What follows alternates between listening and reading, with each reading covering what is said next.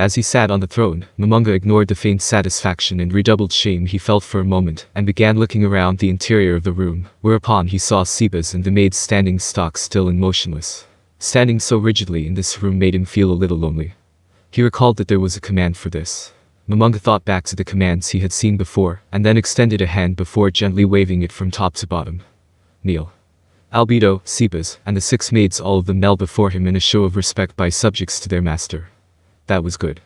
Monga raised his left hand and checked the time. 23:55 and 48 seconds, 49:50. He ought to be just in time. Right now, the GMs were probably non-stop broadcasting, and others were setting off fireworks outside.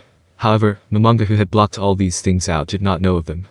Monga leaned against the throne and slowly raised his head to the ceiling. He had built Nazark, this most difficult dungeon, with his friends. For that reason, Monga had thought that a group of players might decide to invade on this final day. Monga waited. He would welcome any challengers in his capacity as guildmaster. While he had sent messages to all former members, the number of people who did actually arrive could be counted on one hand. Monga waited. He would welcome any returning friends in his capacity as guildmaster. A relic of the past, huh? Monga mused. Well, this guild was nothing more than an empty shell now. He had had enjoyable times in the past. He shifted his gaze to count the gigantic flags dangling from the ceiling. There was a total of 41 of them in all, the same number as there were guild members. Each flag bore an emblem of a member. Monga extended a bony white finger to point at one of them, and allowed the memories in his mind to reawaken. But his hand stopped halfway through the motion. Now's not the time for such things. Monga thought about a certain plan he had prepared for today. A plan for a glorious finish at the end. In order to celebrate with his friends who had come back on the last day of operation, in order to do something big with them right at the very end, Monga had gone to a shopping district that he almost never visited, purchasing vast quantities of items, intending to use them to conduct an event. However, while several of his friends had come all the way back to the guild, regretfully none of them stayed until the very end. Those particular friends who did come back had of course put their real lives first. As Monga had watched many of his friends leave the guild for the same reason, it was a conclusion he had anticipated. Even so, Monga still felt terribly lonely and terribly frustrated at the same time. It was because these two emotions filled his heart that he had completely forgotten that his original intention was to take part in the event with his friends. No, perhaps it was because he did not want to remember it. Perhaps there might have been another ending, which was to forget about the event and sit on the throne to await the end. However, he thought of it now. In that case, Monga suddenly rose to his feet. I have to go. Even if it's only me. I need to give this whole thing a glorious final conclusion, even if it's only me. There was no more time. Monga released the staff of Ainzul Gown, which had been in his firm grip, and at once activated the ring on his right ring finger, the ring of Ainzul Gown. As he operated the ring of Ainzul Gown, a list of teleport destinations appeared. However, the first to appear was his own room. Why the hell was it set to a place like that? Monga griped over something that normally would never have bothered him, and scrolled through the selections. Got it. Monga could not keep himself from exclaiming in delight. After finding the teleport destination closest to the surface, Monga was about to tap it when he hesitated for a moment. Momanga's eyes went toward the staff of Ainzul Gown. As a guild weapon, its destruction meant the destruction of the guild. From that point of view, leaving it there was the safest choice he could make. However, had Monga not thought of something before he had earlier taken it up? That's right, walk with me, for you are the proof that the guild Ainzul Gown once existed. Monga gripped his staff tight, and activated the power of the ring. The teleportation went through in an instant, and he was transported to an expansive room. There were 2 rows of narrow stone beavers used to lay corpses to rest on either side of him, though they were unoccupied now. The floor was made of polished limestone.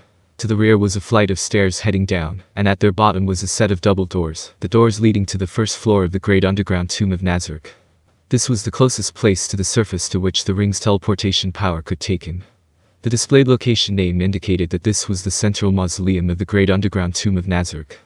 I need to hurry, Monga shouted, to spur himself on. He glanced at the watch on his left hand, and the time was 23:58 and 3 seconds. He was almost out of time. It was as though he could hear the door closing chime of the train door cease, replaced by the hissing of air from within the door. Monga cast fly, as though he were a salaryman sprinting up the stairs. Despite his panic, Momanga's movements as he scrolled down the console and selected the flight spell were not misplaced in the slightest. Every spell had its place on the spellcasting console. If he did not know these things, if he made any mistakes when he needed to cast spells, it would affect activities such as combat. For that reason, Monga had spent upwards of a year memorizing every single position of the console. While this effort left his other teammates dumbfounded, Monga had still never managed to touch me even once despite his hard work. Even so, Monga had always felt that his good PvP track record was due to his practical diligence, which was probably true. Monga flew with all his might towards the great swamp surrounding the great underground tomb of Nazareth. Posture control during flight was surprisingly difficult. He had once heard someone say it was like playing a dogfighting game. Still, if he was only flying in a straight line, then simple movements would suffice. Or rather, there was no need to control anything at all. All he had to do was not touch the control interface. Once he left the surface portion of Nazareth, in other words, the graveyard behind him, he would be in the mist-filled swamp region. The forms of monsters appeared in the mists, but right now, all active mobs had been set to an inactive state, so he would not be attacked so long as he did not strike first. This shift to inactive mode had been implemented roughly a week ago. That, combined with the frequent sightseeing activities, had apparently led to a lot of new discoveries. Even Monga could not contain a gasp of delight when he saw the videos of those discoveries. As for the ones which had not drawn such reaction from him, he instead cursed. How the hell would anyone know about this? Were the devs stupid? In his mind. I thought that someone would try to invade us for sightseeing. After all, they'd be able to pass through the Greenbear swamp without expending any resources. But nobody had come. It was worth celebrating, of course, but at the same time it also made him feel lonely, as though he had been completely forgotten by the world. Something like that. Monga narrowed his eyes, although his expression did not change. He had reached his destination, an island floating on the swamp. It was a curious little island. It was not very large, but it was covered with a great deal of cylindrical objects, enough to fill its entire surface. Monga produced a stick-like object with a button from his pocket dimension, and held it in the hand which was not holding the guild weapon. Here I go. As he exclaimed those words in a forceful tone that he would normally never use, Monga pressed down hard on the button. In that moment, the cylinders, which were so tightly packed that there was hardly any space between them, all discharged balls of light into the skies above. They were too close together, so it looked just like a gigantic ball of light. They were fireworks sold by the Yggdrasil developers or perhaps the operations team at a low price. Monga had purchased around 10,000 fireworks and arranged them on this island. However, he had not set them all out, because he had gotten bored halfway through. Right now, Monga probably had at least a quarter of those fireworks still in his inventory. I need to wake up at 4 o'clock tomorrow, huh? Monga watched the receding afterglow in the sky, muttering morosely to himself as he watched the orbs of light climb slowly into the sky. He had originally intended to enjoy this scene with his friends who came back to celebrate the last day of the game with him. However, there was nobody by Monga's side now. And then, a massive explosion burst in the sky. Light overlapped with more light. It was no longer a fireworks display, but something that was almost like the super tier spell fallen down. The flashing lights enveloped Monga as he flew. Monga did not know how it would feel when a DMMO's servers shut down. This was because because Suzuki Satoru had not played any games other than Yggdrasil. However, he was sure that it would not end in a hopeful way. He was sure it would be like a sudden snapping of a string, and he would be forcefully kicked back to reality. Even so, maybe it would feel better if it ended while I was surrounded with light. He would return to the real world several seconds later. Even so, this moment felt like it was made to vividly display the joy of Suzuki Satoru. And then, Monga began to panic. He had thought that once the light faded, he would be greeted by the familiar sight of his room beyond a pane of thin glass. After all, Yggdrasil was going to be shut down, he thought. However, what he actually saw turned out to be something else entirely. What's this? Monga muttered to himself. That had not come from loneliness, but because he had encountered something he could not understand. The first thing which came into view was the night sky. Constellations sparkled all around him, and the slow-moving clouds seemed to be trying to cover up their light. He could see the towering peaks of mountains in the distance, and the dark forests at their foothills rippled like waves in the breath of the night wind. It was a sight he could not see in the real world aside from the arcologies, and it was as though he had never left the game at all. He looked down and saw that he was floating in the air. Well, that was fine. After all, he had just cast a fly spell. However, what lay beneath his feet was not a swamp. Instead, it was ruins. It was not just a mere 1 or 2 buildings, but on the scale of a town. No, it was greater than that. He could see a building that looked like a castle in the distance, and a wall surrounding a city. These ruins had once been a fairly large city.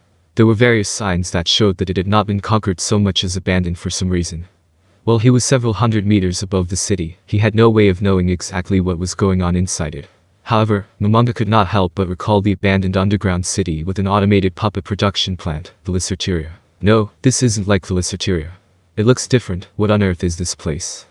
With a surprising degree of calmness, Monga checked the watch on his left hand. 0:03 and 45 seconds, 46, 47. Ha. Monga glanced around at his surroundings again. The landscape was unfamiliar. Granted, there was no way Monga could know what every single square inch of Yggdrasil's map looked like. Perhaps there was scenery like this tucked away in some corner of the game. However, this was the last day of the game. The game had been scheduled to end at 0 o'clock midnight, and now that time had passed. There was no way the display would be in error. What is this? Yggdrasil's end of operations had been delayed. Or perhaps it would show him something like this if he did not log out on his own. Various possibilities flashed through his mind. Did they delay the server shutdown? The most likely possibility was that a certain and undeniable reason had led to a delay in the closure of the servers. If that were the case, the GMs would have announced something. Monga hurriedly made to open the communications function that he had shut off until today, and then he froze in place.